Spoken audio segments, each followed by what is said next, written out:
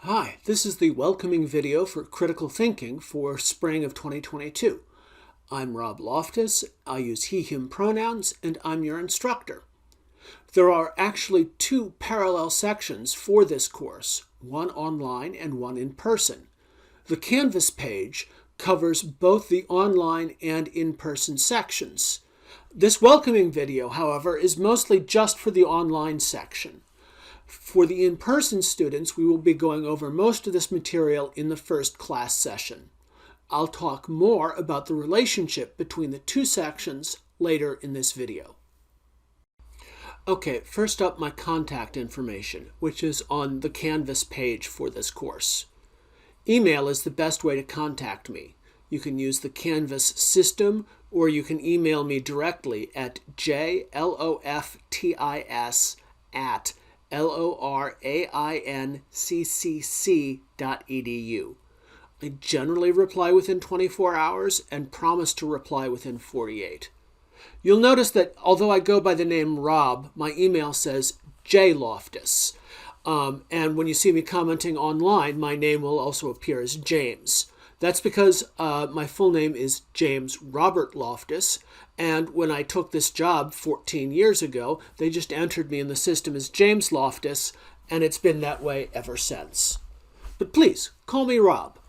Or if you don't feel comfortable calling your teachers by your first name, you can call me Professor Loftus. My office hours this semester are Tuesdays and Thursdays from noon to 2.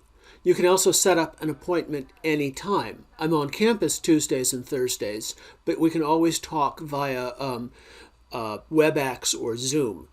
I'm also including my cell phone number. Feel free to contact me. I work from home because of COVID, like everyone else, or like a lot of people. And so contact me is not on the cell is not a problem, but you should probably text first because I don't pick up for strange numbers like most everyone. I'm getting too much spam to really trust picking up for strange numbers. Okay, next I have a couple of announcements and some introductory comments about the course. And for this part, I'm going to be reusing old video recorded from previous semesters, so there will be some awkward jumps. First, I want to spend a second talking about the topic of this course, critical thinking. So here's a strange fact. Basically, all groups involved with higher education agree that teaching critical thinking should be the highest priority for what we do here. For instance, 99.1% of teachers surveyed said they agreed that teaching critical thinking was essential or very important for undergraduates. The citation information for this survey is on the PowerPoint slide, and you can download it from Canvas. So overwhelmingly, faculty think that the topic of this course, critical thinking, is vital for education. And employers agree. 81% of employers say critical thinking and analytical reasoning skills are very important to them in making hiring decisions. 81% isn't quite 99%, but it's still an overwhelming majority. And you don't always see faculty and employers having the same vision of education. Now, they've also changed the wording of this a little bit. The survey, people giving the survey are using a slightly different wording here. They've added analytical reasoning to thinking critically. But I think that just basically expands the same idea teachers had. And administrators agree too. And now we're back up into the high 90s. 98% of colleges list critical thinking and analytical reasoning skills as an intended learning outcome for undergraduates. So this is really impressive. Whatever it is we are studying here, everyone agrees it is really important. And I think that there's some rough agreement about what it is we're studying, but sometimes it can be hard to pin down. So the first thing I want you to do, the first assignment, is I want you to tell me what you think you've signed up for. The first exercise for class 1, both in the in-person class and in the online sections is to write a paragraph or two about what you think critical thinking is. Okay, next up, the textbook. It's free.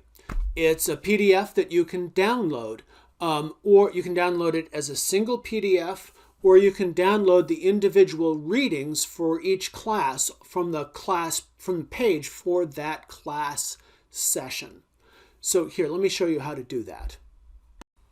So if you're on the Canvas page for this course, you can see this video is right here. You scroll down, and right below it is the link to download the whole textbook.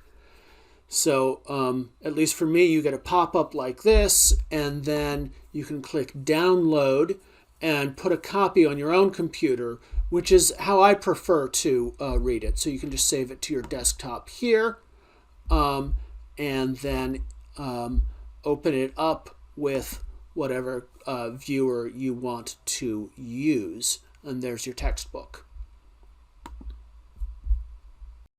If you want to download individual readings, you can go to Modules, which is where the individual readings are, and then you can go like to Class 2, which is the first class that has a reading, and then the reading is right here, and you can just click on it and it will appear.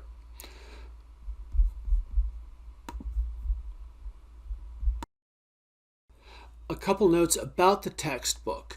This is something that I have assembled but from various free online resources and from stuff that I wrote myself in an attempt to replace the standard textbook, which just simply costs too much. I mean, textbooks in general, everyone knows they cost too much, and there's no good reason for it, right? The authors aren't getting paid a bunch. It's just the textbook company that's profiting. And the knowledge itself, especially for a course like this, has been widely known for thousands of years. So there's nothing that the company owns that they really deserve to charge you rent for.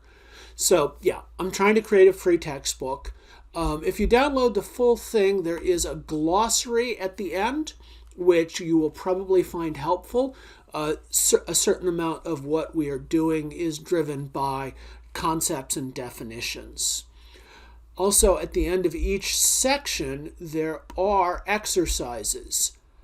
However, I'm not assigning all of the exercises that are in the textbook. There's a separate file on each class page for the exercises that you are supposed to do.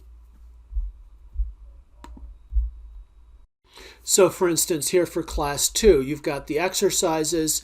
They're available in two formats, either as a PDF or as a Word document. And so one easy way to do the homework is just to download the Word document, type in your answers, and then submit that. It's taking a second to load, but you can imagine how this will go. There it is, right? So you can download and then type your answers in and upload.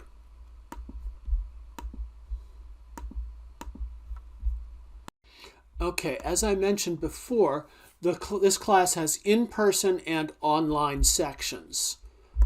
So if you are registered for the in-person section and you miss a class, for whatever reason, you can do it online and there's no penalty for lateness. If you are registered for the online class and you want to come to the in-person class for more hands-on education, training, let me know. The material is broken up into 30 classes corresponding to the 30 in-person classroom sessions. And for each class, there's going to be a reading for the online version of each class, there's a reading, a video, and exercises. For the in-person classes, the reading and exercises will be due at the start of class, and we will go over exercise answers in class. Exercise answer sheets will be available online after the due date for the exercises. Okay, grade components. As you just saw, there are 30 class exercises, and these are 40% of your grade. The purpose of these is just to help you digest and practice and understand the material. So they're just graded on completion. If you make a good faith effort to answer all the questions, you get 100 points. If you don't turn anything in, you get 0 points. And the average of all those 100s and zeros becomes 40% of your grade. There are also 5 tests. And they come at the end of each section. There will be 2 opportunities to take each test, and I will take the higher of the 2 grades. There will also be a practice test for each of them. So the problem sets. Students in either section can turn in their problems online at any time. The deadline for on each of the class exercises is set by the day the in-person class is held. However, there's no actual penalty for turning in problem sets late. I have a no-fault lateness policy. If you turn it in, if you miss an assignment, just email me, say, I've got stuff going on, but I'm going to get this to you on Thursday, and you're fine. You get it to me on Thursday, there's no penalty. As I said, class exercises are graded on completion. You do not have to get the answers right. And I assign you 100% if you turn in the assignment and 0% if you don't. So submitting the problem sets. If you are in the in-person section, you can just submit them on paper in person. If you are submitting them online, as I showed you earlier, you can just write your answers in the word processing document and upload that. Also, if you want to write answers out by hand, and for some assignments like the arrow diagram assignments, that might be the easiest thing to do. You can actually just write them out by hand, and take a picture of the paper with your phone and upload that.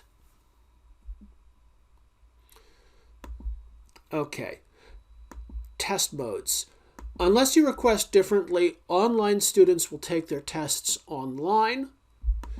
In-person students will take their tests in the classroom, and students who require appropriate accommodations will take their tests in the testing center.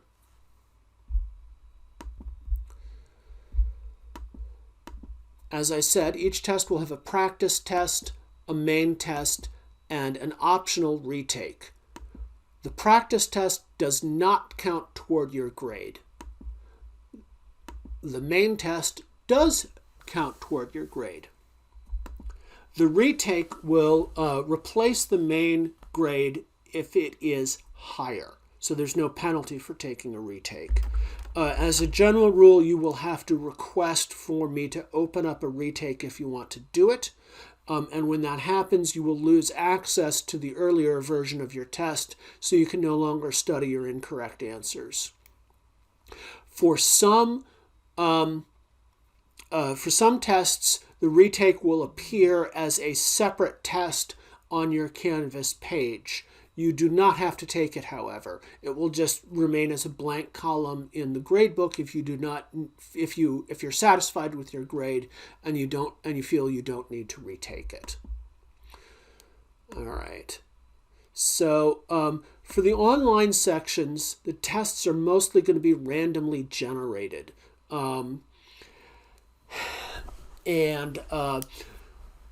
As I said, you will need to email a request to me to open a retake. For all the sections, the tests are going to be open book and open note. And that's because I don't like the really intrusive privacy invading software that's used to check to see if you're looking at a book when you're taking a test at home. And if the online students are allowed to look at their books and their notes, then the in-person student should be allowed to do that as well. Besides, I think that if you take very clear notes and are able to, just find what you're looking for in your notes, that whole process of taking notes and being able to refer to them is in itself educational. The tests are 1 hour long. The tests will only cover material from the readings since the last test. They are not cumulative. As I said before, there are no penalties for late work, but if you start falling behind, we will need to talk. All right, so for the next section, for next steps for the online section, go to class 1, answer the first 2 questions of the exercise. Then you're going to watch a video where I go over some answers, common answers to those 2 questions. And then there's a third question. It just says, in light of what you heard in the video, do you want to expand on your answer or change it? And then once you answer that third question, you can upload the file and get credit for it. You must do something within the first 14 days of the class that shows up on the website. Otherwise, you will be automatically dropped from the course. The easiest way to do this is just to submit the Class 1 assignment.